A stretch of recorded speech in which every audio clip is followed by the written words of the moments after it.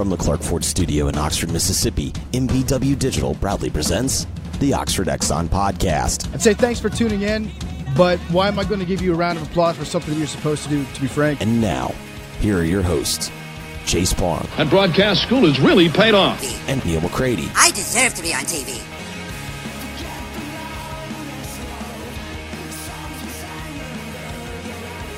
Welcome to this Thursday edition of the Oxford Exxon Podcast. Chase Parham, Neal McCready, Clarke Ford Studio. This morning, we're going to talk with Jeffrey Wright here in a bit about rivalry games, about referees, apparently, because he was offended by something I said last week. We're going to talk about the gag gift that has not happened yet, because that and more. Actually, that might have been on the pre-show before we actually recorded. I think I already screwed that up. I think Jeffrey was giving us grief about the Laramie Tunsil jersey before the show. We did not actually mention it on said show, so I can't remember. Maybe did we? I don't know. It all runs together. I don't know. Maybe we did. Maybe you'll get it in a minute. I think it's on the show. Is it? Yeah, it's Thursday morning. I don't know. We have one more of these this week, and we talk a lot. So and I did 3 podcasts yesterday. Did you? I have no idea what I've said. You're just kind of setting somebody up in one of them, though. Does that really count? And then you got Jay telling, like, gangster stories and stuff in the other one. So does that really count? I mean, in large part, I have become you're a moderator. The soft verbal, I'm just a moderator. I just drive the car. Just move her along. And more, greatest spot in the South, that has become my role. Has it? Yeah. Just letting them do whatever it is they do. Letting basically Jay just tell stories. Yeah. Jay tells a story about the second grade and his drawing of the grocery store man. Uh-huh. And it's really pretty good. funny. It's really good. Okay. So we'll talk to Jeffrey in a little bit about a number of things. We'll talk a little basketball. I don't know. We'll hit what we hit today on the show, brought to you by the Oxford Exxon every single day, Highway 6 West in Oxford, daiquiris, lunch specials, ribs, a lot of different options there, including the Speed Pass Plus app, which builds points and saves money at the pump, the mobile rewards system as well. So a lot of ways to save money there with Blue Sky and the Oxford Exxon. And again, coming to you from the Clarke Ford Studio. We are. Clarke Ford is in Amory, Mississippi, 662-257-1900, 662-257-1900. Call that number, ask for Corey Clarke, tell Corey what new Ford you're looking for. He'll send you a quote within 15 minutes in business hours. It's that simple. It's right to the bottom line. There's no haggle. There's no hassle.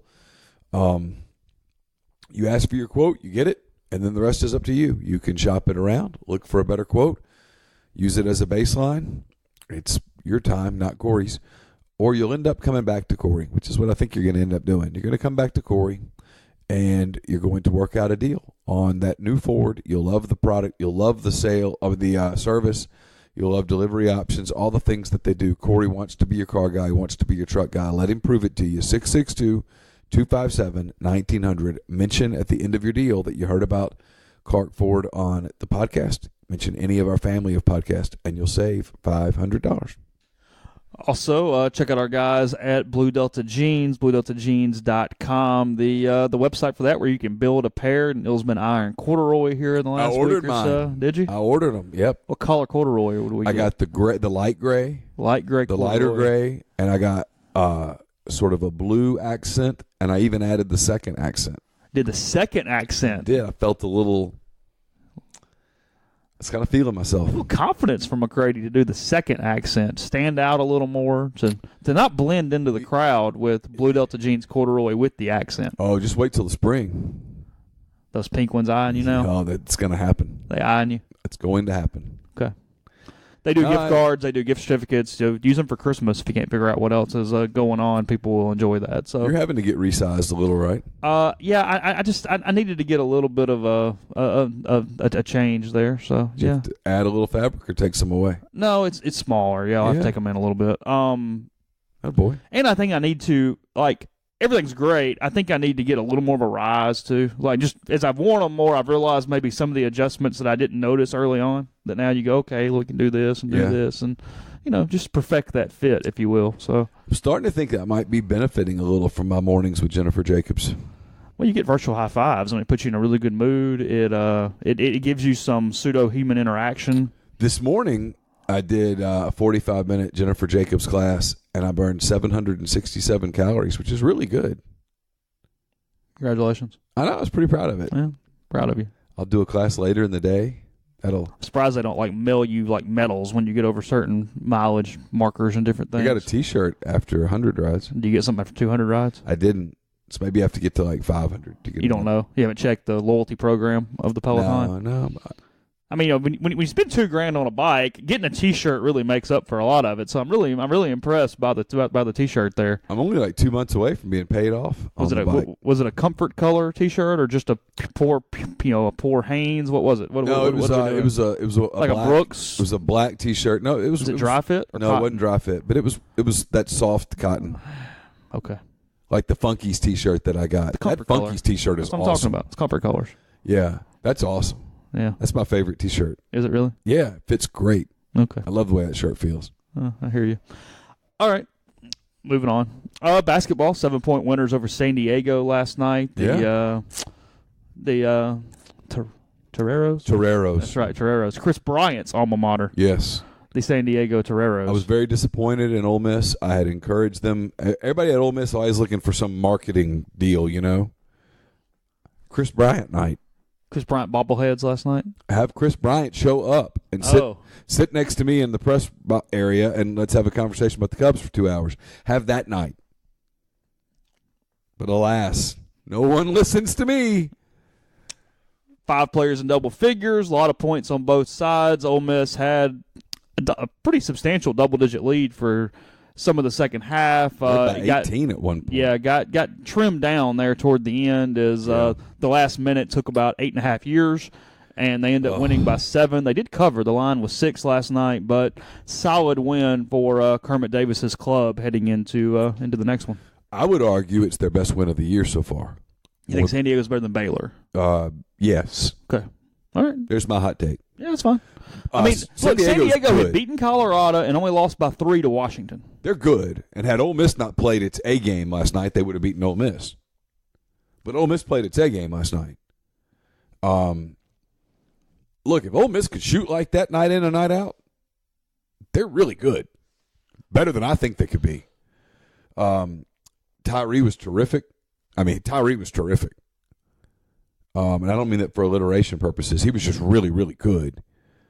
I thought, for the most part. Yeah, Tyree 6 of 7 from the field and 8 and 8 from the stripe. Yeah, and had 6 rebounds maybe. Ole Miss shot 61% from the field, which is a pavilion record. Yeah, if Ole Miss could consist every night shoot 61% from the field, what do they shoot from 3? 40. I'll have to pull the box score up. Okay, 40-something from 3 and 88% from the free throw line. I like their chances. That's a hot take. I mean, there you go. You want basketball analysis? By God, there it is. They won the rebounding battle. 43.8 from 3. And 88 from free throws. Is that right? That's 87. 87. 61-1, 43-8, 87-0. Yeah, if you give me that every night, I like your chances. 7 of 16 from 3 and 20 of 23 from the line. Here's their best number. They had 33 made field goals. Is that right? 33 of 54 from the field. And I think they had 21 assists. They had 20 assists. If you have 20 assists to 33 made field goals, life is good. They had 3 assists against Cincinnati. Ooh. Yeah. If those of you who don't follow a lot of basketball, look at that number when you look at the box score. Look at made field goals, total assists. The higher rebounded San Diego 33-26. Yeah. They benefited a little bit. KJ Buffin was terrific. He benefited from the fact that's not a big physical team. Look, here are the limitations for the Ole Miss team, and Kermit Davis is working to overcome them. Ole Miss's veteran post players are just not particularly good. They're not particularly consistent. KJ Buffin should be a high school senior. He reclassified. He is going to get bigger and stronger. Going to get a lot stronger, probably in a year. And he's going to be a handful. Right now, he gets overmatched a little bit physically just because these kids are older and more mature than he is. His IQ is off the charts. His basketball IQ is just phenomenal. Really understands the game. When they play some of these big physical SEC teams, I worry a little bit about him being pushed around. they need to get, for this team to do something crazy like make the tournament, they're going to have to get more out of Stevens on a consistent basis. And I've not seen anything that makes me believe that can happen. Because the defensive end's so bad. I had this team at 17 wins. If I could fix it today, I'd say 18. Give them one more. They're a little better than I thought they were going to be. He's gotten Brian Tyree to buy in a way that I'm shocked at. And good for Brian, because I like Brian. He's a cool kid. But there were times last year where Brian was pretty checked out.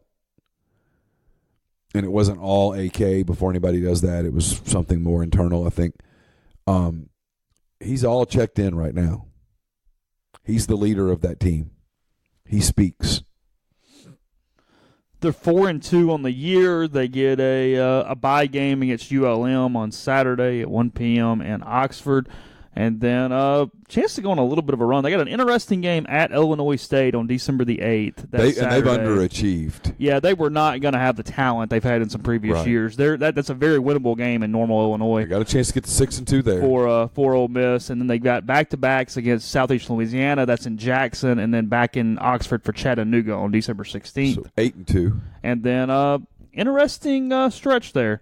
They've got Middle Tennessee and Nashville. Again, a middle team that's not as good as previous years. Yeah, it'll be an emotional game for Kermit. Kermit will get a homecoming that day. Yeah, so I'll say not an angry homecoming, just an homecoming. No, they'll be pleased. 9-2. Florida Gulf Coast back in Oxford. Probably 10-2. And then they open league play. And they open league play against a crippled Vanderbilt at team. Vanderbilt, though, on the road. On the road. You'd like to have that one in Oxford to kick it off. You would, but I would trade. I mean, you never want to see anybody get hurt. You win that one, and you got a chance to have, if nothing else, and I get students aren't back yet, a heck of a crowd for that home opener against Auburn. Against Auburn. And Auburn's good. Yeah. And Auburn's really good. That's the scary part of Ole Miss is you don't need to start 0-3, and you've got Vanderbilt on the road, Auburn at home, and then at State before you get a couple winnable home games. Yeah, you hate to say that a game at Vanderbilt's a must-win. Well, but that or the game against Auburn at home is a must-win. You really need to be 1-1 after those two games. Going to be really hard to beat Auburn. Yeah. I'm just in college basketball. I'm going to give you more of a chance at home than I am on the road, no matter who you're playing. Yeah, Auburn's problem for Ole Miss is that they're really good in the post, and teams that are really good in the post are going to eat this team up. I'm afraid. I don't know who the jersey is, but Auburn is replica jersey night. I see from the schedule as I'm looking it up here. Maybe it's a Chris Bryant jersey. Could be. I mean, you're playing Auburn. You do Marshall Henderson jersey night, right? Replica jersey night. That would be wise. Yeah. Give Marshall's jersey out. Just a T-shirt with him popping the jersey on it would even be fine. That's not a terrible idea. Think that? Like the silhouette of Marshall popping the jersey.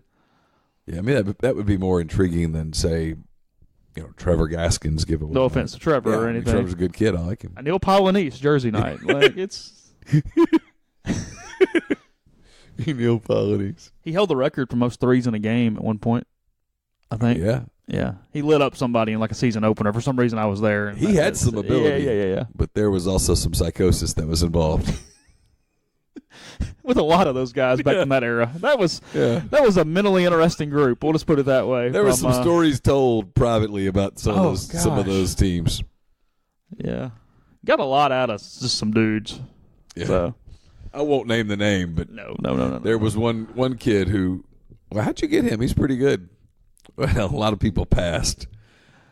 Why? Well, there were some issues. Some issues? Yeah. There were some emotional issues. And I said, yeah, but isn't that par for the course with basketball? Yeah, but these were different. All right. We got a little while before we're going to go to Jeffrey in a minute. Yeah, a couple minutes. I've been real on schedule oriented the last week or two. I don't know what my deal is. I've gotten kind of OCD about it to a touch. Because I'm sitting here going, what's going to happen if we go over a minute? I mean, is someone going to hit the buzzer or what? Yeah, we have no limits.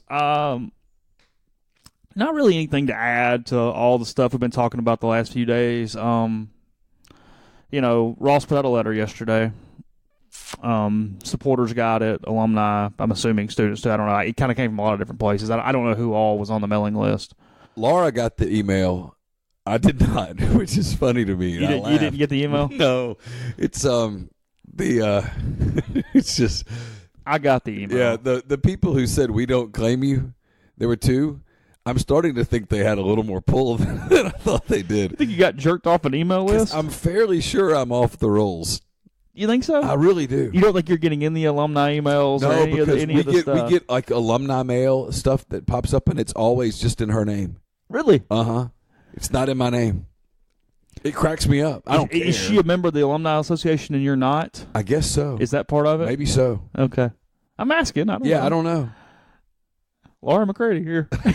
Yeah. Single, no +1 for the event on Thursday night. Yeah. Sorry, you're in. Yeah. Look, she gets like the magazine or whatever that shows up every so often. Yeah, the Ole Miss magazine or whatever. Yeah. Yeah. Yeah. Not to you. No, it does not come to me. Maybe they've stricken me from the records, which is okay. I understand.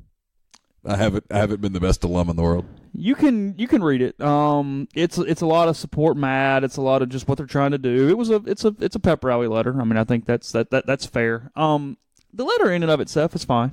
Letter's fine. You're gonna hear this from me talking to Jeffrey and Neal talking to Jeffrey in a second. The only problem right now for Ole Miss with this, and I think you used the word disconnect in a second, so we're kind of talking over ourselves, but that's fine. They just don't really want to hear anything right now. The majority of the fan base, they just need action. They need change. And I don't mean like widespread fire everybody, but just something to show movement in a positive direction. I make the case with Jeffrey that to have a conversation, which is what Ross is trying to do with fans. I got some town hall meetings set up soon, a lot of different things. He's really trying to communicate with the fan base, which is good.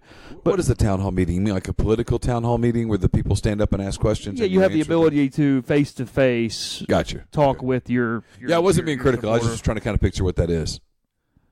Yeah, I mean, it says the paragraph for that is, we've prided ourselves on being a department accessible to all fans, constantly looking for new ways to gather feedback and fan thoughts. To that end, we'll be announcing a series of, quote, town hall-style meetings for early 2019. Look for more news in the coming weeks about specific times and locations. So gotcha. That's the paragraph for that. But conversations take kind of an intent for the conversation from both sides. And for whatever reason, Ole Miss, I mean, there are reasons, they don't have that intent from the fan base right now. From the average fan, from the majority of fan bases, they don't have that intent to communicate, to listen with an open mind, to receive whatever it is that's coming. And it's going to take a build-up to get to that point again. You can get there, but it's going to take some changes. It's going to take some firings, frankly, some hirings. It's going to take some recruiting. It's just going to take a little time. And I think... And look, panic's not a bad thing, so I don't mean a negative connotation on this. I think Ole Miss is panicking a little bit because of where it's gotten. So it's trying to do everything all at once. Well, this is the process. It was a process to lose this much capital. It's also a process to gain capital back. It's going to take some effort. It's going to be a slow build with maybe what Ole Miss hopes is some spikes in there to really push it up a tier or two at times with some different moves. But it's not going to be something that tomorrow you can do a letter or a town hall meeting and you just fix. This is going to be a repair job that you get the loaner car, all jokes aside, for a little while. You're not going to wait in the dealership for 3 or 4 hours for this one. You gotta give it some time. And I think it's kind of like weight loss. Yeah, I think Ole Miss has got to just chill out, let the treadmill do the work, and get to work here. This is not going to be something fixed. So my advice to them, what they're probably not caring one bit about, is to slow down, just chill, let this come, and just make the right decisions. Run as good of an athletic department and as good of a university as possible, and allow the tangible efforts to make the moves, make the increase, and try to pull anyone back into the fold. Because, frankly, there's nothing that can be intangibly said right now to galvanize anyone. It's kind of like weight loss. Yeah. You don't get fat overnight, typically. You get fat over time. Mm-hmm. You eat too much. You don't exercise. Habits get bad. And so you finally hit that point where you go, okay, well, I got to fix this. How do you do it? Well, usually, I mean, there's some people that maybe you go medicine or whatnot. But for most people, it's, well, I'm going to eat less and I'm going to exercise more. And at first, it's frustrating because you eat less and you get a headache and you feel like crap and you're mean. and you're exercising and it hurts And you're tired. and it's no fun. And if you hire a trainer, he or she's yelling at you and it's just kind of miserable and you think, well, this isn't working. But if you stick to it, it typically works. Takes a little while. You lose some weight, and then the weight starts coming off, and then you get a little more confident about it. More weight starts coming off, and before you know it, you're back where you wanted to be. And I just think that's where they are right now. They're in the early phases of the weight loss. They're running on a treadmill, and it hurts, and they can't go very far without having to stop and catch their breath. And when they're running, everything's bouncing around, and they just feel kind of conscious of it. And they get off the treadmill and they grab the weights and they can't do the exercise, and the trainer's kind of yelling at them like, no, I want you to do it like this. And they're not there yet, and it's going to take some time. And that's a crude, stupid analogy, I realize, but if you kind of play it through in your head, it does make some sense. And to that end, it was small. It's incremental, like everything is right now.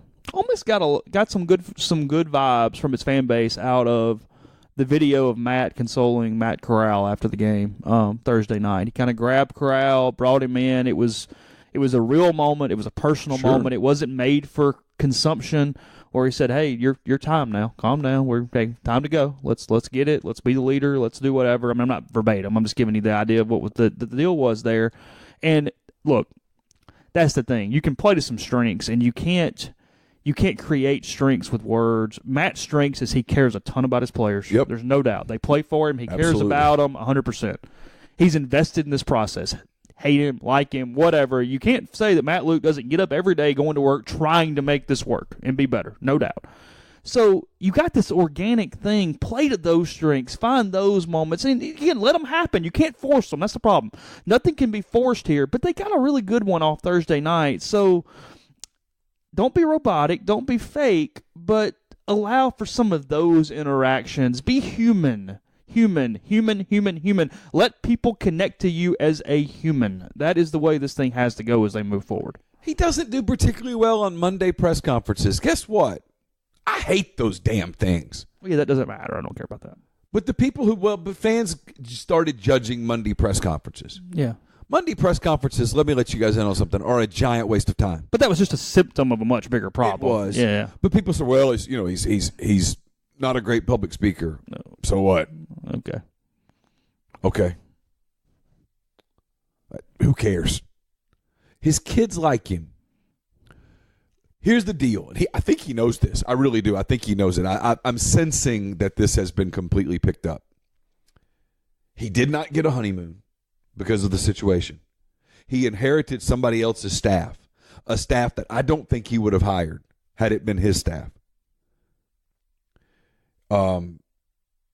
He made the mistake after year one of retaining everybody because I think he had made a promise.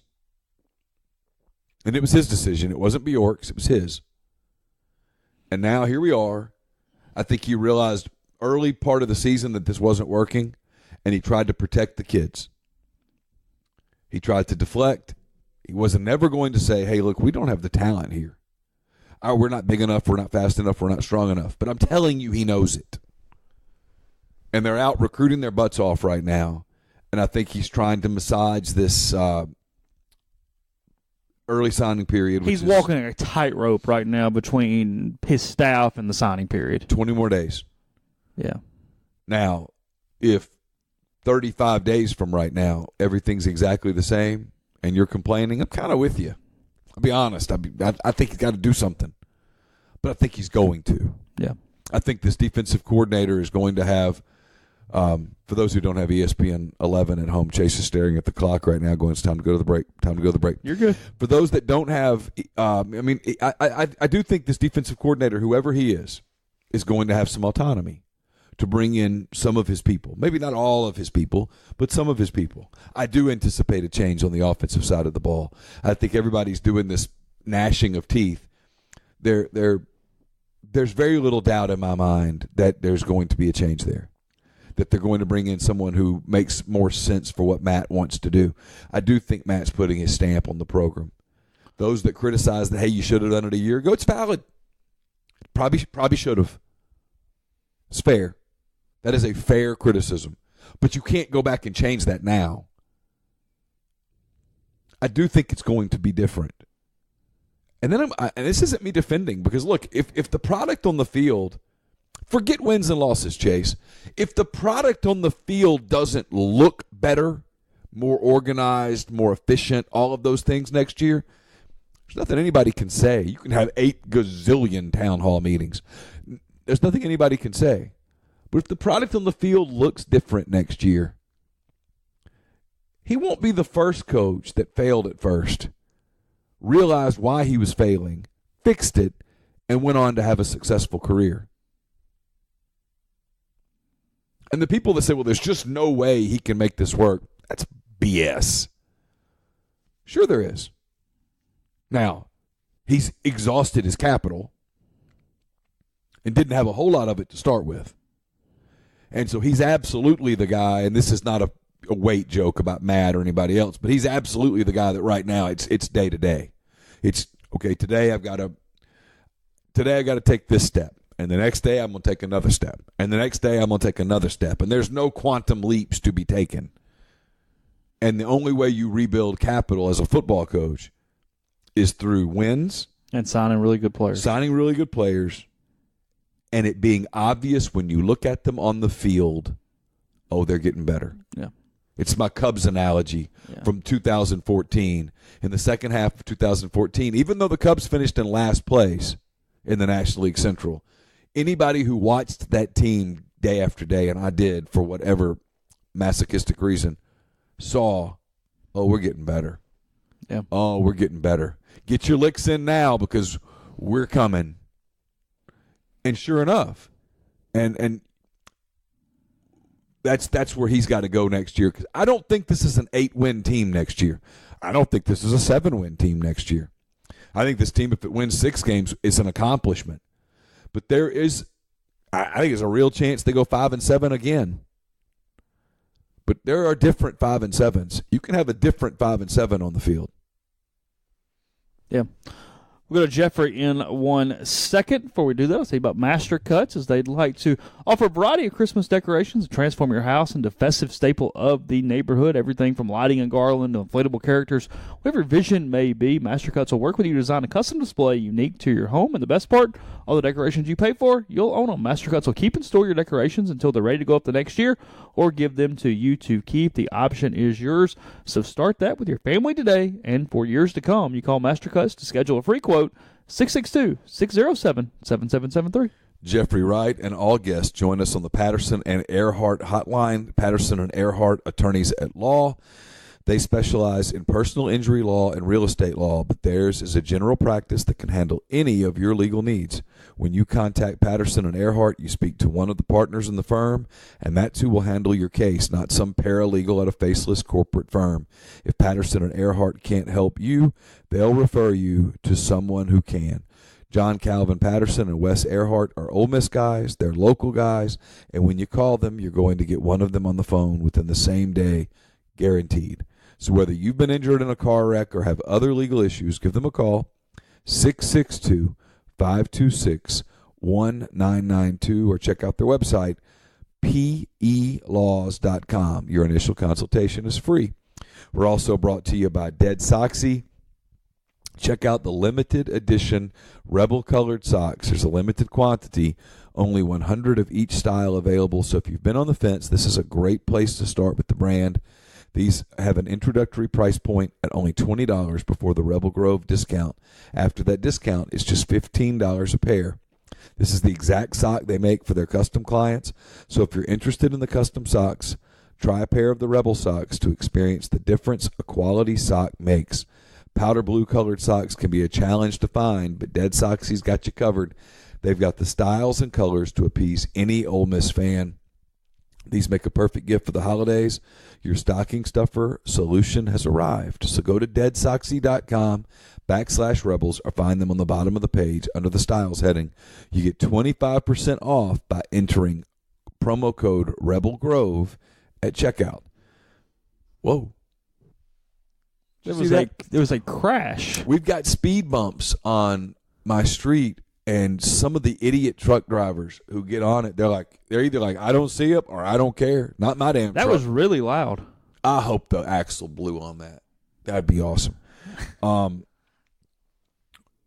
The speed bumps are for you to slow down. It's telling you you're probably going too fast. My post-game stories and columns, like, for example, my story on Ole Miss and San Diego last night, which is up on Rebel Grove. They're sponsored by Pinnacle Trust. Pinnacle Trust, based in Madison, Mississippi, represents clients in 24 states, has advisors in 3. Pinnacle Trust provides detailed, specialized investment management, financial planning, retirement planning for individuals and businesses, and so much more. At Pinnacle Trust, investing is treated like a commodity, and decisions are made using objective information and research, not emotions and not ego.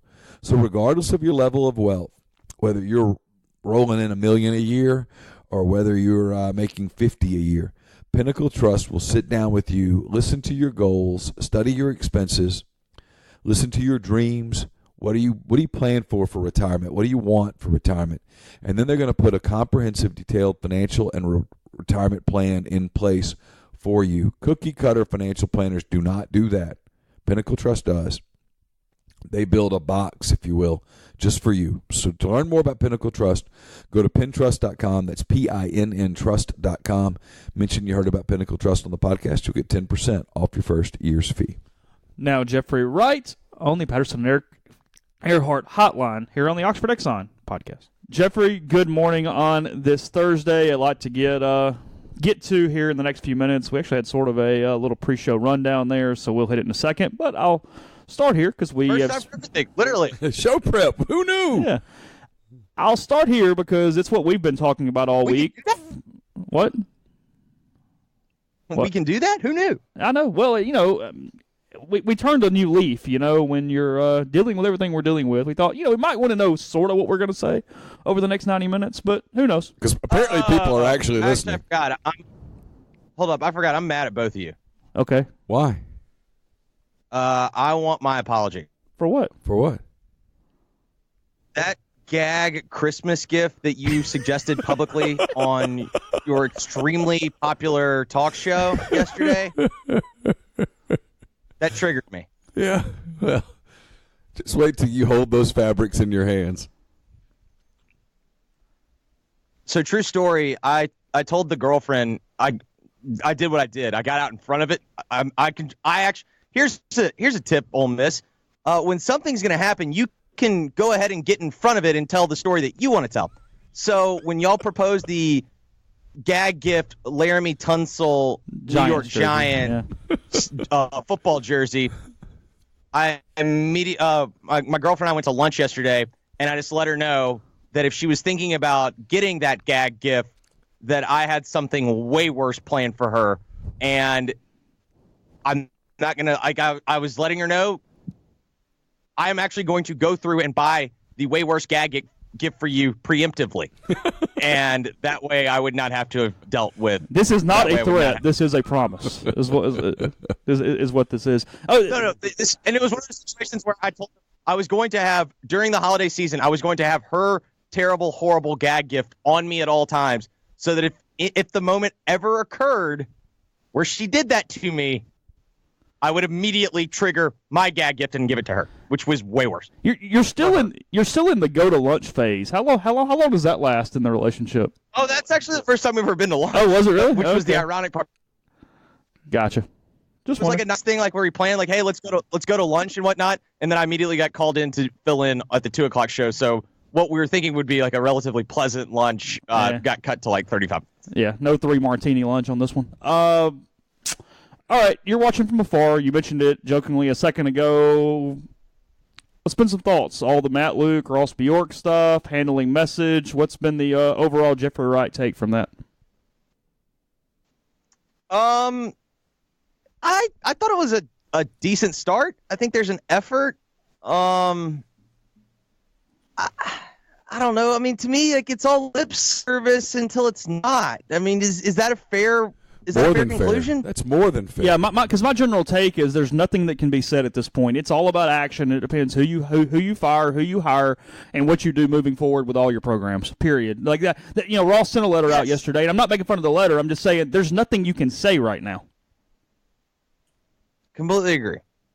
Like that was my, like, to me, it's it's all well and good. You can say all. They're when your fan base is very much at the show it or prove it stage. I just don't think I don't think there's like a political speech or a rally speech that you can give that everyone can all of a sudden change their mind. You want to fix your football program and get people excited? I'll tell you how you do it. I'll tell you how you do it. Better players. Number one, go out and hire the very best defensive coordinator you can find. Number two, quit dancing around this Phil Longo thing and go ahead and start your offensive coordinator search. Yeah. And then I number actually three, think that's a very, very big point because I do think your Longo point, whether it's right or whether it's wrong, Matt has a perception of being somewhat weak.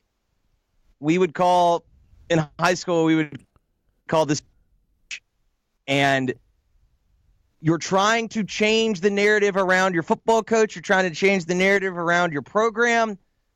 When you made it to actually give Matt credit, I thought Matt made it pretty obvious that his answer for offense was not Phil Longo.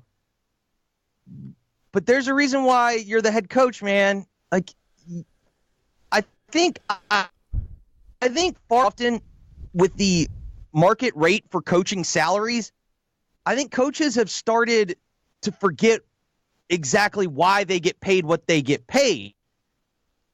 It's not because they're straight up worth that. Like, if they're worth that because of the financial structure of college football.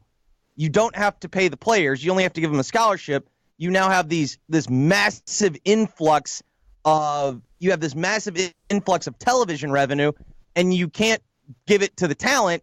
So it goes into buildings, it goes into coaches' salaries, it goes into everything else around it.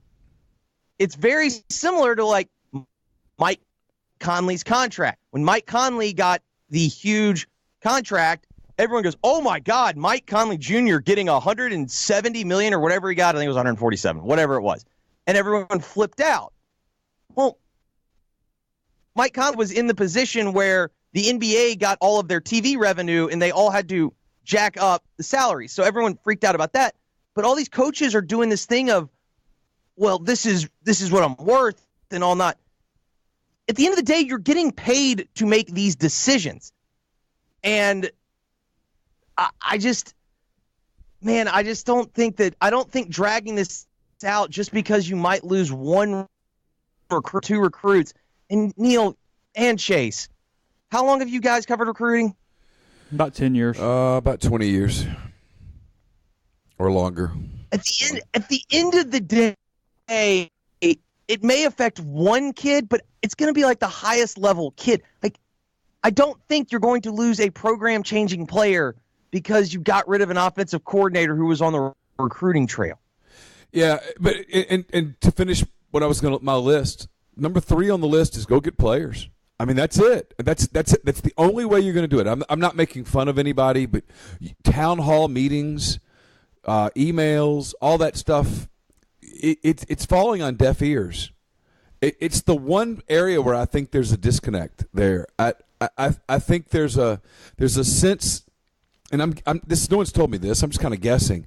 There's this sense that they can talk their way out of this mistrust, this lack of trust. And I don't think it can be talked out of. In fact, judging by reaction, people don't want to hear from them. They want to see action. No, I was actually going to say I would even go one step further than what you just said. I think it is actually having a negative impact.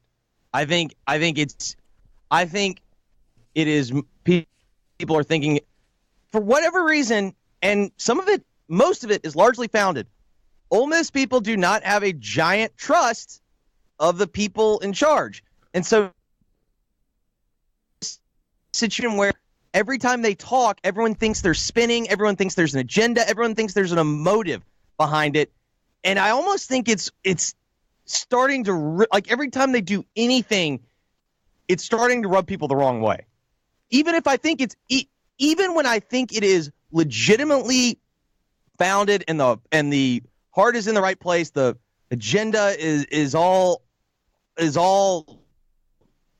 good. but I just don't think it's effective. I don't think it's effective communication right now. Well, look, you've got to have a certain amount of capital for anyone to even listen to you. I mean, that just is what it is. I mean, for your ears to open and for them to go, hey, I'm really interested in what this person has to say. I'm going to give it a shot. I'm going to be receptive. And that's the problem, is that whether we're talking approval ratings or capital or however you want to phrase this, it's not even high enough to open the ears right now. So they've got to do something action-wise to get to a place where they can talk, and they're not at that place right now. So agreed. Yeah. All right. Let's go into. Do you want to gripe at me, or you want to talk rivalry games? Yeah, I think Neal and I deserve an apology for your crappy SEC ref take that you had all last week.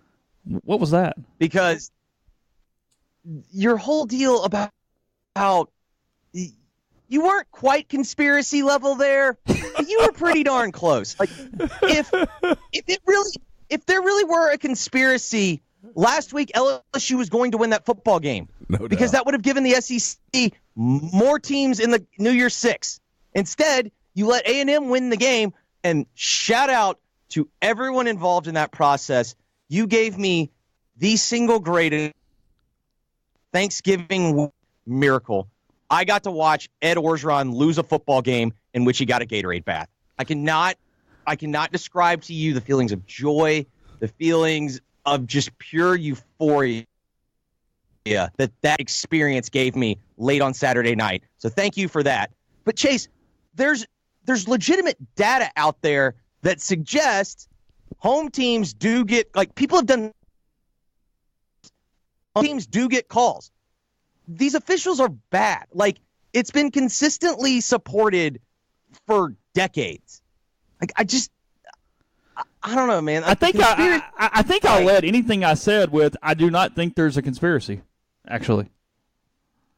Yes, but then you did the whole Alabama gets calls because they're Alabama. But then you kind of launched into there was a conspiracy. No. Yes. Like you said there was no shooter on the grassy knoll, and then you talked about how there could have been a shooter on the grassy knoll.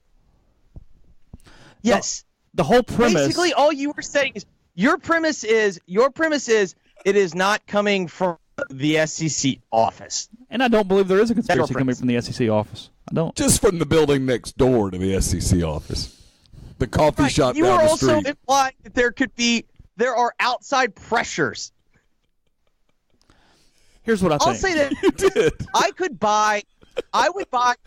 buy that the games are getting fixed by gambling before I would buy that the games are getting fixed by the SEC office. Well, let me say, before Chase answers this, if the fix is in, by God, it's going to happen Saturday. Because if the fix is in, it is hell. I would salute them if they fixed the Saturday game and made Georgia win so that they both got in the Final Four.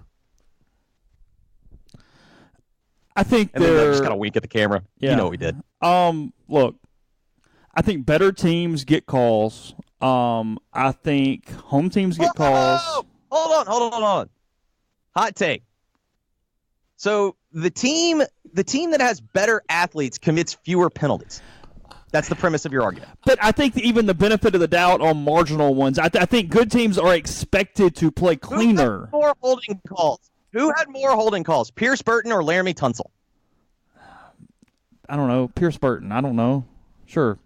Yes. You know why? He's not as good as Laramie Tunsil. Well, it's like a great pitcher. He's going to get an inch or two off occasionally off the zone because the umpire expects a strike. Like, I'm willing to accept that Kentucky basketball might get a couple of more calls at Rupp Arena but they might get a couple of calls. But the premise is the biggest reason why Kentucky always has fewer fouls than your team, especially when your team is completely unathletic, is because they don't foul as much, because they don't have to foul as much, because their recovery speed's better. Their instincts are better. They're just better. Ole Miss got more calls in 2015 than 2018 because they were a better football team and they were perceived to be a better football team. And they were a better football team. That's what I said. With more athletes. Yeah. Yeah. Right. They had more players. Yeah. Like, but my point is, we have actually done studies on this. And almost every single study comes to the exact same conclusion. Home teams get more calls. That's it. That was the conclusion. It was not. They even studied top 25 teams. They studied top 5 teams versus unranked. They've studied all that. All the data suggests is that home teams get more calls. Wouldn't you have some mad respect for the SEC if Saturday Alabama gets 13 holding calls? I mean, just every time that they have a play, there's a flag. Holding, number 68, offense, 10 yards, repeat second down. That's the other flip side of this. When you break down Alabama's, almost year after year since Saban has been there, Alabama has led the league in yards per penalty. Why is that? Well, on the off chance that their DBs get beat, guess what? They interfere. Hold him. Interfere with him. It's 15 yards. Give up 15. Don't give up the touchdown. When their offensive linemen get beat inside, guess what they're taught? Hold. Don't let the quarterback get hit. Tackle the guy. Exactly. Guess what Alabama has fewer than anyone? The coaching penalties, the false starts, the offsides, the stuff like that. It's not a conspiracy. They're better coached. That's what no one wants to admit. I'll admit it. Alabama, that's the other thing that drives me insane. If you look at number of pros right now in the NFL, Alabama is number 1. Ohio State, Florida, Georgia, I believe FSU, all in that time frame. They're all right there. None of those programs win as much as Alabama does. I wonder why that is. Took a break in our talk with Jeffrey to tell you to go over to visit OxfordMS.com. Check out the calendar events, what's going on, a lot of holiday stuff. You got the Mini Master Series continuing today at 3:30 to 4:30 at the University Museum. That is plenty family-friendly. Wreath-making classes with the Old Shed at the Graduate of Oxford, 6 to 7:30 tonight as well. The Holiday Art Market starts tomorrow at the Powerhouse. You got the Holiday Art Gala tomorrow, 1 to 9 at the Powerhouse as well. Or just walk the square. The Christmas lights are up. The tree is up. Took Carly Ann last night after dinner to get the picture with the tree and the sleigh over by the phone booth and all that. So you can take advantage of just the picturesque environment around town. You can sit on balconies if you can handle the cold, frigid weather, as I call it this time of year. Oh, good grief. That and much more. But see the calendar of events, plenty going on, something that will be great for you and your whole family. Visit OxfordMS.com/events. I took Campbell and Caroline to look at the sleigh and the trees and stuff, and they just took my wallet and hit me and ran away. Oh, really? That was it? Yeah, that was it. They had other intentions? They looked at me like, you've lost your mind. I'm kidding. I didn't. I would never. They'd laugh at me. Yeah. Family time now is 3 minutes well, in the kitchen. She's before. 2. There's a difference. She liked the tree. She pointed at the tree. That was, Our family time now is 3 minutes sometime in the morning. So what's your day today? I'll be back at 7, maybe. That's all the details you're getting? Yeah. You're not getting a blow-by-blow account of the other proceedings? Whatever. Okay. Be careful. Fair enough. We're going to be at the Westin Jackson soon, I think. More details on that prayerfully tomorrow. Prayerfully tomorrow for that. Yeah.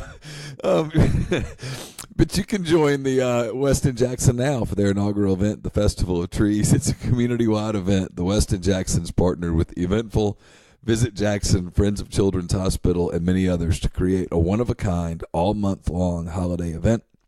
It's comprised of elaborately decorated Christmas trees lining the Westin Jackson halls, a holiday charity gala, sugar plum fairy teas, and brunch with Santa. This annual event is sure to delight kids of all ages and warm the Christmas spirit in all who attend. So purchase your tickets today at JacksonFestivalOfTrees.com. The podcast also brought to you by John Edwards of Regency Travel in Memphis.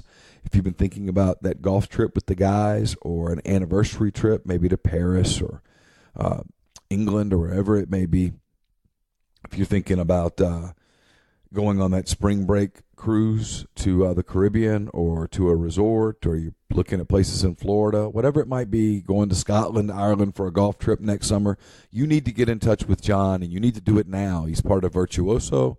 It's a worldwide network of travel partners that allows John to supply his clients with added values and unique benefits that are simply not available to other travelers. Look, John traveled the globe for 37 years. He knows what he's doing. He knows how to get the extra attention that's needed to make a special trip one that creates a lifetime of unique memories. So give him a call. Give him your parameters. How long you're looking to go? When are you looking to go? What's the cost that you're willing to spend? Kind of what are you hoping to get out of your trip?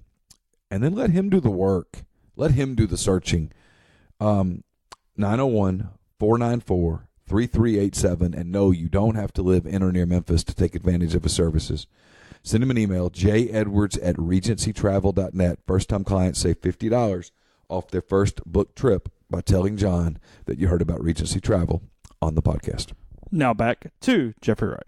Oh, it's why I get mad when everybody goes, well, Alabama just cheats. Yes, Alabama cheats. Tennessee cheats. Alabama's beaten Tennessee 10 years in a row. LSU cheats. LSU can't beat Alabama. Auburn cheats. Auburn struggles to beat Alabama. Everyone cheats. It's hard to beat them. Everybody cheats. The whole they cheat thing is just, Okay. Of course they cheat. Everyone cheats. I don't even have an opinion here. I'm just asking you this to close the part of the podcast. Obviously, there's lots of magnitude put on it when Alabama gets away with calls. Is that simply because of the perception from everyone else and every one of those is pointed out, unlike other teams? Or how would you kind of relay that part of this? It's because the game matters more. Better than you, so everything has to go right for you to win. So every time you don't get a call, it is completely exacerbated. And I can explain that. For instance, Auburn people on Saturday were all upset about Alabama not getting called for holding. Here's how you need to know Alabama doesn't get every single call. Bet on them. Because I watched Auburn hold Alabama almost all play when Auburn was on offense. Auburn only had one holding penalty called. And then, of course, Auburn points out, well, that was a touchdown play. Well, yeah, when they threw the flag, it wasn't a touchdown play when they threw the flag. Like, it didn't touchdown. It wasn't like the. Do you realize the amount of situational awareness it would take for an umpire who is at the line of scrimmage or 5 yards behind the line of scrimmage to recognize, oh my God, this play's going for a touchdown on a run? His back is turned to that part of the play. That is insane. And very frequently on the field, there's almost a warning system where you tell a guy, hey, you can't do that. You got to keep your hand here. There's communication throughout the game with the players, with the coaches. And a lot of times when the holding call finally gets called, it's because it was the warning system had basically run out, and now you're basically tackling the guy. They really don't call holding. Well, they don't call holding unless it's almost a tackle. The only times they really call holding are when you get outside of the shoulder pads. Like, if you get outside of the shoulder pads and you turn a guy, that's what they call. Guess what happened on that play? He hooked him. He turned the defensive end. Yep. Yes. It's a hold. Speaking of rivalry games, a lot of them have become a problem. You were talking before in our pre-show interview about how the Big 12 and other conferences have kind of gotten ahead on this and moved games. Bedlam got moved, for example. It's Michigan State. Obviously the Ohio State angle, but Michigan State play earlier in the year. Yeah, they've moved some games. It's my opinion. Oklahoma, Texas. Yeah, one of the things Ross Bjork should do when he walks into this meeting with Sankey is he ought to walk in and say, you ought to play this game in September. Let's get it over with. I completely agree, because oftentimes what happens with this game is neither of these teams are playing for anything. Yes, upon a blue moon. State in 2014 was technically playing. At that time, they had not been eliminated because Alabama had not beaten Auburn yet. Yes, State has a couple of times right to go to the West. But for the most part, that game does not affect really anything in the conference landscape. And so, therefore, it magnifies that game. And that comes all that game. And emotions run so high. Like, I'm not even talking before, this is before the last 4 or 5 years, or really, I guess, the last 3 years. make any sense to me. And the other thing that you could help do, like, why do we play these games when we play them? Well, because we've always played them. Then it's like, okay, well, you have two big problems in scheduling. Number one, we know you're not going to a 9-game schedule. And for everyone that says Nick Saban just bullies everyone and gets his way, well, Nick Saban wants the 9-game schedule. It's not going that way. Yeah, he's fought for it for years. years. And it's not going that way. It's not going that way and to be honest with you, if I were the SEC decision makers, I think I would do the exact same thing that they are doing. I completely agree in general with their thought process. Why would we go a 9-game schedule and give ourselves another opportunity to eliminate ourselves from the playoff? As it sits right now, we're the only conference that's ever gotten 2 teams into the college football. Not only that, we're the only conference that's really ever been that close. So why would I add an extra game, add another opportunity for a loss? It makes no sense to me. So if you're not going to add the 9th game, well, you have this other issue in which Week 12 consistently, year after year after year, it's bad football. Because what it is coaches, schools, they understand, hey, man, these rivalry games are big. They can get you a job. They can get you an extension. They can also get you fired. So we're not going to do anything the week before that jeopardizes it. We can't really control what week is our bye week, so we're going to play our FCS school du jour or the worst FBS team we can find. And so it makes that week just atrocious. Well, if you don't worry about having to make sure that Alabama plays Auburn the last week of the year and that Ole Miss plays Mississippi State the last week of the year, or that, I guess, are those the only big ones now? Inside the league, because you got the intrastate stuff. You've got, Clemson, Kentucky, South Carolina, and all that stuff. Yeah. Clemson, yeah. And by the way, I think Clemson and South Carolina would be way better if they'd play in September. I do too. Nobody watches that game. It doesn't matter. It'd help you spread out the game. It would eliminate a lot of. I mean, for crying out loud, Clemson and South Carolina have had egregious and disgusting brawls. Like there's bad blood there. Like, when you get to these points in which teams aren't playing for anything other than beating the other team, it always gets out of hand. So for me, I would really, really look into, all right, we're getting rid of this whole, because by the way, is that game on that Saturday going to matter any less to Ole Miss and Mississippi State in terms of the game day experience if the game is on September the 21st? Well, it'll increase it. It's not on Thanksgiving night. It's not around this holiday. It'll do a lot of stuff along those lines. And then, two, even for the people that are just have to have a set game at the end, okay, let Ole Miss play LSU and let A&M play State. It's fine. It works. Move on with your day. But what about the TV guy in the back who always goes, "Hey, coach." Hey, Coach, y'all been pointing at this game all year. I know it's a completely different game. Can you just talk about what it means to you and the state and everybody in general? Go ahead now. Which is also kind of, I mean, I guess maybe coaches point to it, but we had this, two of my Tennessee buddies, we were at lunch on Tuesday, and we had this discussion. And as fans, and almost like kind of like your natural instinct is to think, okay, well, Tennessee's playing Vanderbilt for the right to go to a bowl. Pretty jacked up, right? And then we started thinking about, well, we played on 2 good football teams, then we played on 2 bad football teams. And we started thinking about, there were a couple of those couple bad seasons when we got down to the end, we weren't really interested in extending the season. There is a human element, as Neil always points out, in this. If you're Tennessee, you're Tennessee. Are you really that fired up to have another month of practice to go play in Birmingham, to go play in the Liberty Bowl, to go play in Shreveport? Is that really fires you up?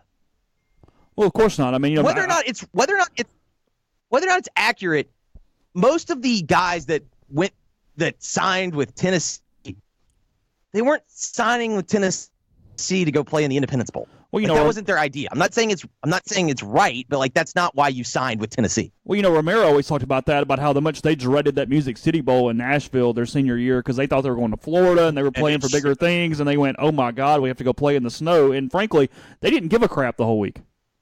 Hated it. It showed. Yeah, well, it showed. Yeah. As someone who sat in whatever Nissan Stadium was back then, I think Philadelphia Coliseum, I can say I do not have a problem believing that statement. Yeah. So got you for a couple more minutes here. What's your one bet this weekend? What are you jumping on this weekend, Jeff? Well, let's see. Right. If it ain't broke, don't fix it. And I do not believe that Alabama has really been all that motivated since the LSU game. From what I've kind of witnessed between Alabama and Georgia and that budding little rivalry, I got to feel like they're going to be pretty motivated on Saturday. And from a matchup perspective, I think Georgia's a really, really good football team. And especially since Swift has gotten healthy, I think they're a really good football team. But if you look at probably the weakest part of Georgia, I think number one, I don't think their pass rush is very good. If it can, Jared Stidham was eating sandwiches. He still couldn't complete passes to open guys, but he was having a party just sitting back in the pocket waiting to throw the football. It's not really a great recipe for beating Alabama. And then secondly, if you look at Fromm's numbers, Fromm throws a good back shoulder fade. So if he can intentionally throw the football badly and get separation from DBs, he's pretty good at that. But every time he's had to go over the middle, every time he's actually read coverage and whatnot, not been that great. And you don't typically line up and just go, okay, we're going to run right at Alabama, and that's how we're going to win the game. So I don't think it's a great matchup for Georgia. I think Alabama's got the advantage in almost every single category, and I only have to lay 13 points. Yeah, I'm going to go do that. You want first half or just game? Both. Both? Why limit yourself? Did you do first half against Auburn last week? Yes, and that's what I like to call that was, all great stories, Chase. Yeah. Our hero must go through some conflict. He must go through some adversity. And when Alabama lost that first half, did I panic? No. What I did was I waited for Auburn to score that touchdown to make it 17-14. Absolutely smashed live line. Maxed the live line. Maxed the second half. And guess what those good kids from Alabama did? They could, yeah. Great teams cover, right, Jeff? Good teams win. Great teams cover. Saints -6. You like that tonight? How can you bet against Saints right now? They cover everything. It's on the road. I mean, And by the way, So? So was the Cincinnati game. Is Breeze playing? Yeah. Are the Saints? Did everyone travel? Yeah.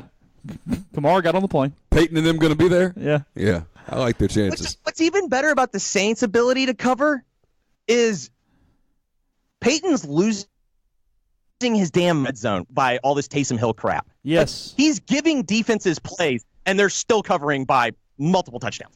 Yeah, but it's fun for him. He's entertaining himself. Well, look, it's too easy. Right now, he's the kid that's playing the video game, and it's too easy, so he's got to turn it. He has to give himself extra stakes because it's too easy right now. Well, I mean, he's really feeling himself when he gave the quote a couple weeks ago about how, well, they were only up 31. You don't ever want to be the first NFL team to lose a game when you're up by 31 at one point. True words. I mean, just saying. So is he wrong? Well, I mean, he threw at Malcolm Jenkins with a purpose here. You're better off up 38 than you are 31. Do what? What, Jeffrey? I'm just saying, the best was when Peyton and Jenkins were then jawing back and forth at each other. That was just tremendous. But he makes an excellent point. You don't want to be the first team with a 31-point fourth quarter lead. So what's the best way to make sure you don't do that? Go up by 38. Get to 38. Yeah. No one's ever done 31. For damn sure they're not going to do 38. Yeah. All right. Who's on the show today? Sounds magic. Heck if I know. I'm doing like 3 things today. All right. There's multiple shows. Good luck with it. Talk soon. All right. Thanks to Jeffrey, as always. Sorry about a couple connection issues. I have absolutely no idea what was going on this morning. I do. AT&T, if you're listening, I'm willing to make a deal with you. I'll give you free advertising if you'll bolster our signal.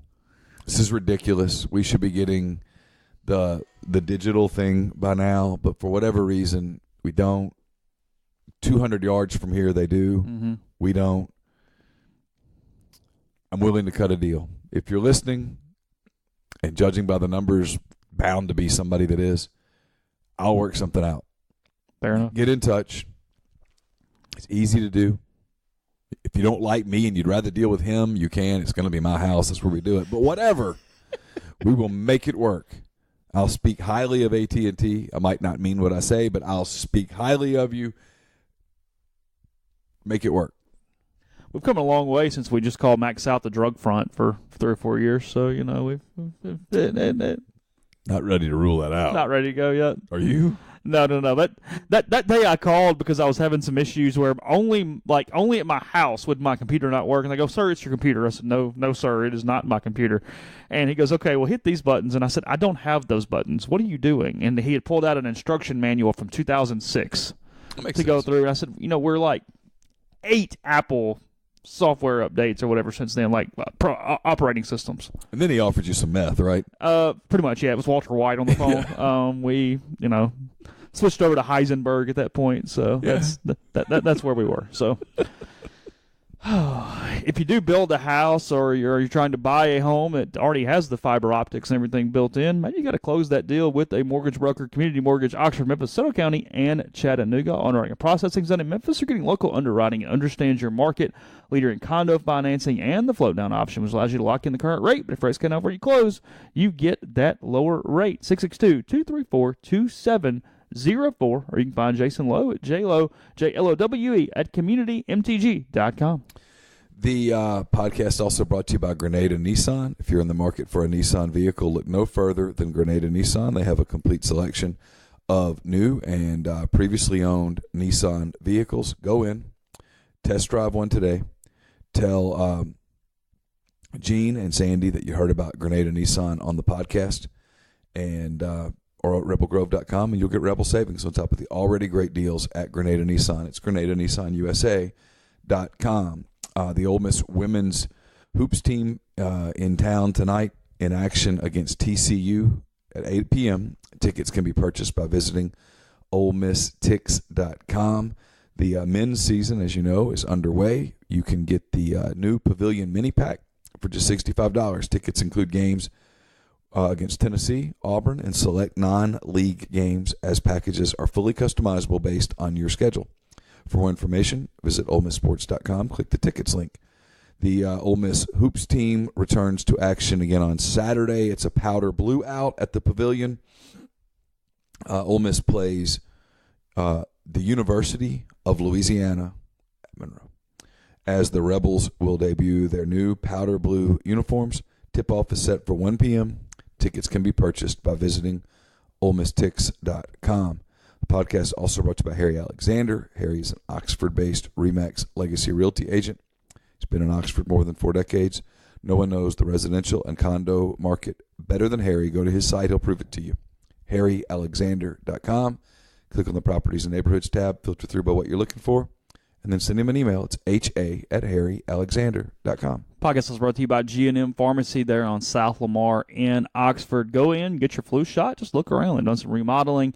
Looks great, and they can take care of all your pharmaceutical needs, whether you need that flu shot or not. But if you do, it is $0. It is free with most insurance providers, $25. If not, walk-ins are welcome, and when you use them for all your pharmaceutical needs, they deliver local in the Oxford area. It's G&M Pharmacy on South Lamar in Oxford. Until I was talking to Jeffrey this morning, I actually even forgot the Saints are playing tonight. I mean, even with me to a point, the winning streak gets to you a little bit. You kind of forget. I'm not overly freaked out right now, which means they're going to lose by 38 points tonight, obviously. So No, they're not. But I've gotten to a little bit of a peaceful situation tonight. I know just enough Cowboys fans are going to be really annoying if the game is close late, but I do see that some of the state people this week are having the quandary that a lot of Ole Miss fans have somehow had over the years is there's a large segment that are Saints fans but pulling for Dak tonight because he played for Mississippi State. It's like I'll never understand. Like I'd like Eli to have really good games, like Eli Fine. I'm not pulling for him against my team during a playoff race. You don't want him to get hurt or anything, but you want him to lose. Yeah. Go throw for 700 yards, and then, well, maybe that's a little carried away because that might be indicative of later. Yeah. But have a good game and then lose, 49-42. And we'll all move on with our days, and it's all good, and we'll go from there. The state people, no offense to you all. There's a lot to go. Oh, no, you got to play Dak. They're obnoxious with the Prescott thing. He's not the first player from your program to go to the NFL. It's because he's not Did you do this good. with Kent Hull? Were you like Buffalo Bill freak shows? They needed him to be really good, and he's regressed every season. He can't throw the ball down the field. Well, he's not a good NFL And then quarterback. every time he makes a throw, it's C. It's like, well, yeah, I mean, he's not incapable of making a throw, but He's no different than Tebow. The fact that he's not a good NFL quarterback does not mean he didn't do great things at Mississippi State. It does not diminish his legacy at Mississippi State. He was a great quarterback at Mississippi State. He won huge games for you. He did lots of great things. He had a great career. You can celebrate his career and acknowledge at the same time that he's not a good NFL quarterback. You can be a Florida fan, for example, and go, man, that Tebow era was kick-ass. That Tebow era was awesome. We beat the out of everybody. We won championships. He won a Heisman. It was awesome. We ran that damn thing. And acknowledge that he's not a very good NFL quarterback. The two do not have to be mutually exclusive. I'm not the smartest person in the building, and I can figure this out. I don't get it. By the way, I'm probably going to be in Starkville on Friday night. If any of you that are listening know of a really good Italian place, Carson wants pasta the night before his game. So if you know of a place, let me know. Shout out. yeah, it's going to be okay that he's not in the pantheon of Breeze and Brady and all those guys. Not many people are. It's Exactly. all right. It's okay. Exactly. He's the quarterback of the Dallas Cowboys. Enjoy it. It's fine. It's like you can be an Ole Miss fan and acknowledge that Eli Manning had a really good pro career, and the fall has not been pretty. Looks like he's probably back next year too. But Yeah. I saw the New York Post this morning. But you can say these things. Well, I mean, their problem is more the offensive line. But regardless, Eli's not as mobile as he once was. He was never particularly mobile, but he's not mobile at all now, and it shows. Yeah, getting on up there. You can say those things, and it doesn't diminish his legacy. We're all in agreement, though. I would move that son of a gun to September or October or sometime where on Monday you got to play somebody else. It's a 1 week deal, and then you go from there with the Egg Bowl. Move that son of a gun elsewhere in the Don't put a bye week in front of it. Yeah. Put another conference game in front of it. I'm also annoyed, like as much as the SEC gets on my nerves sometimes, the Big 12 and all these teams going, see how many cupcake. Well, they play theirs later. You played yours earlier. You're playing the same number, dummies. Who gives a crap? Right. You're playing a crap team, too. You just did it in week 2. They played pretty good teams in week 1 and week 2 because they're all in these neutral site games. Yes. SEC went 9-4 against other Power 5 non-conference opponents. Good job. For example, Auburn opens its season against Oregon next year. Yeah. Oregon.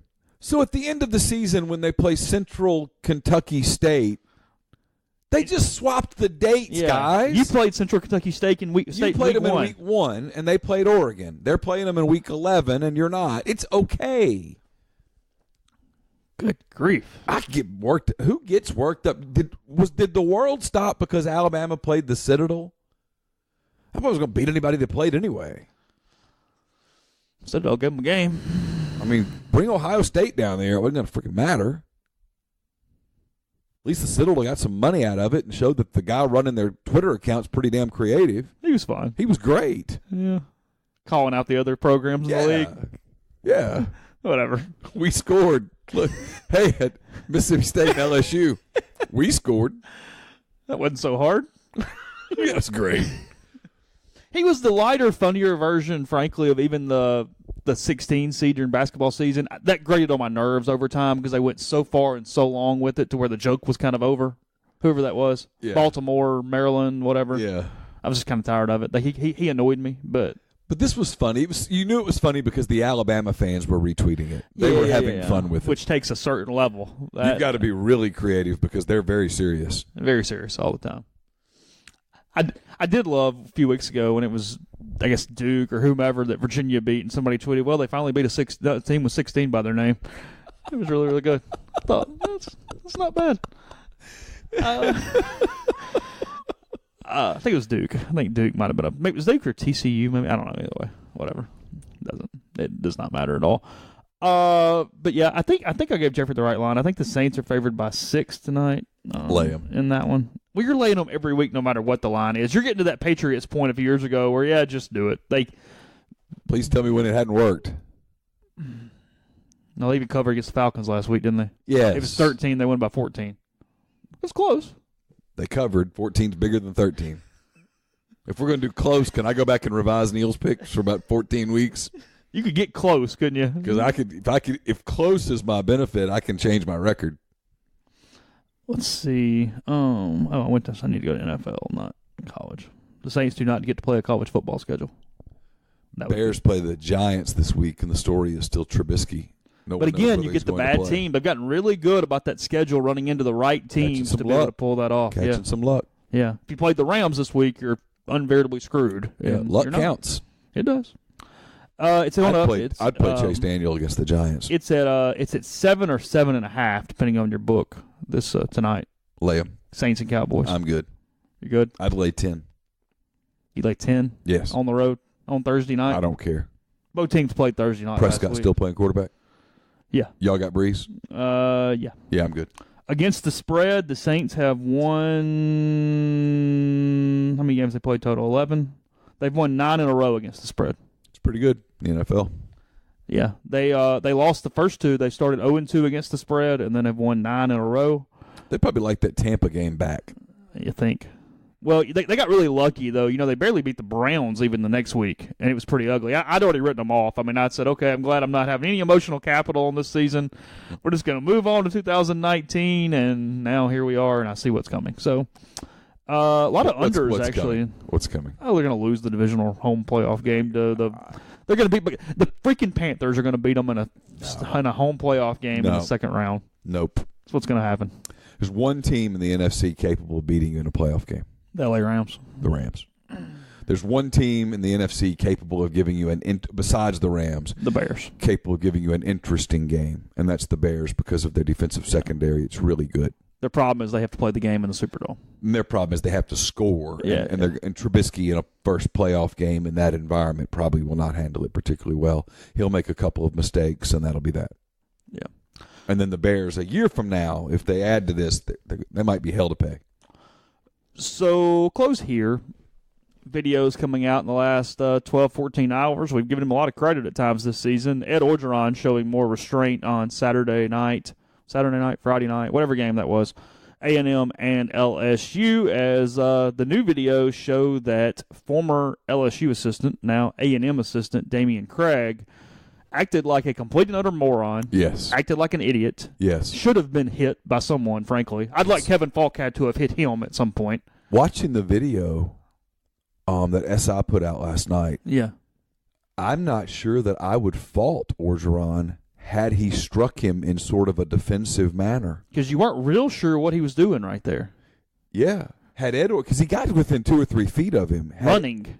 Yeah. Had Ed Orgeron in a defensive manner engaged him, I'm not sure that I'd be criticizing him today. As it is, Ed Orgeron had just lost an emotional game, and he showed great restraint. I mean, I've made fun of Ed Orgeron a lot, and I'm determined to give credit where credit is due. That showed a level of maturity that I wasn't positive he had. Well, and I think we'd all paid $20, as dumb as Damian Craig was been right there, for Ed to just hit him one time, because it would have been entertaining, if nothing else. People would have gone after him. He would have. And I would have been Yeah. I think I would have defended him. Watching it, I would have said, nope, he was well within his reasons. You don't know what's happening right there. Yeah, this is a bad look for the Texas A&M media. It went so hard. Oh, well, they spent the week Zapruder filming. Well, they're still going to because it's psycho. Well, when you're part of the when you're wearing one of the rings and you're part of the cult, I mean, go all The in. rings trip me out. They all wear the rings.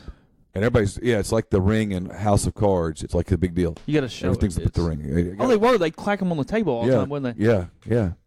Doing that. Yeah, that's right. I forgot about him in the press box doing that.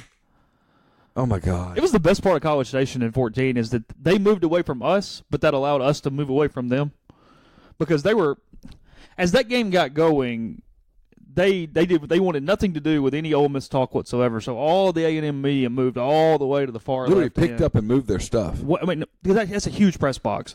Went all the way to the left side. I mean, there are 40 empty seats between the two beats in the middle. And, I mean, look, Jeffrey gets a little loud at times. They were irritated at the... Well, just the score. Because from the very first snap, they're just getting their head kicked in. Right. Because Ole Miss goes straight down and scores. Laramie gets out on a cornerback on, the second play, and it's, oh, my God, oh, my God, oh, my God. And then I think Bo runs in both touchdowns, actually. I think they ran the ball in from the quarterback position both times. And, yeah, the A&M group was getting a little testy by that point, which didn't, we were running around looking for Johnny Manziel portraits prior to the game, which there was probably some tone setting, if you will, in pregame. But nonetheless, that was not a calmer, gentler Jeffrey Wright.